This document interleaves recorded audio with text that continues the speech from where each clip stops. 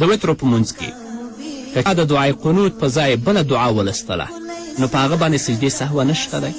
اللهم ربنا آتنا في الدنيا حسنة وفي الآخرة حسنة وقنا عذاب النار.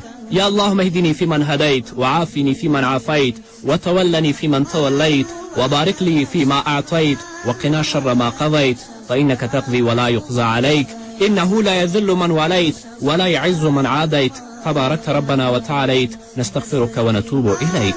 د دعای قنوت په ځای دا دعاګانې ولستلې نو په هغه باندې سجدې سهوه نشته. اما که د دعای قنوت په ځای قرآن کریم ولسته نو په دې باندې بیا سجدې سهوه لازم ده.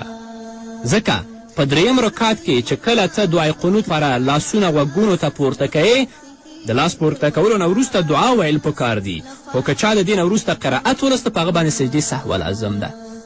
که چاته بله دعا بالکل نه ورتله نو بیا د قرآن کریم آیتونه ولولي په دغه سخت به سجدې سهوه نه لازمیږي، او که بله دعا ورځي و تلاوت کوي نو په دې صورت کې سجدې سهوه پرې لازم ده. دغه مسایل دي چې فقه اسلامي په اول جلد کې په 131 صفحه کې ډېر په تفصیل سره دا ذکر کړي دي.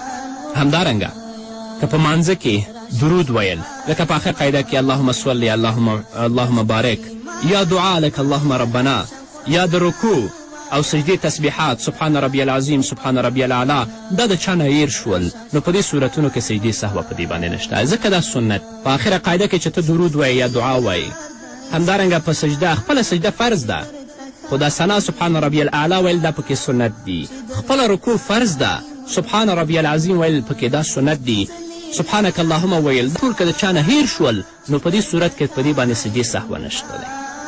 همدارنګه که د فرض په منځونو کې لکه د مازدیګر 4 رکعتي مونځ دی، په آخرو 2 رکعتونو کې چا نه سورې فاتحه لوستل هیر شول بلکل الحمدلله ونه لوستله نو هم په دې باندې سجدې سهوه واجب نه ده، ځکه چې په تشو رکعتونو کې د سورې فاتحې او د الحمدلله لوستل دا سنت دی، واجب نه دی.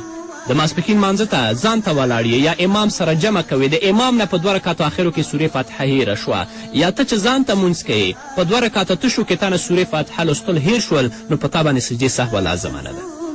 اما په نفلو کې که د چا نه هیره شوه یا په سنتو کې نو بیا په هغه باندې سجدې سهوه لازمي او ضروري ده.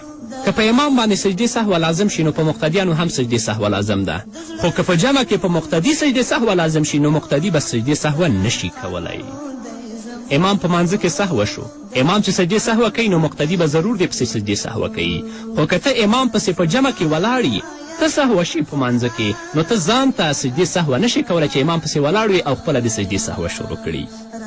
او آخر کې دې خبرې ته متوجه شئ په کومو خبرو کې چې سجدې سهوه لازمیږي چې تاسو واورل هیرې څو وړي شیان په قصد سره ترسره کړي دا شخص ګناهګار هم دی او لمونځ هم نه دی ادا شوی، دوباره مونځ پې لازم دی. دا کومو شیانو باندې سجدې سهوه لازمیږي دا په هغه صورت کې چې تا نه په خطایي سره پاتې شي، که په قصد سره پرېږدې نو ګناهګار هم یې او تا باندې د مانځه اعاده لازم ده، چې په قصد سره پرېږدې هغه په سجدې سهوه سره نه پوره کیږي.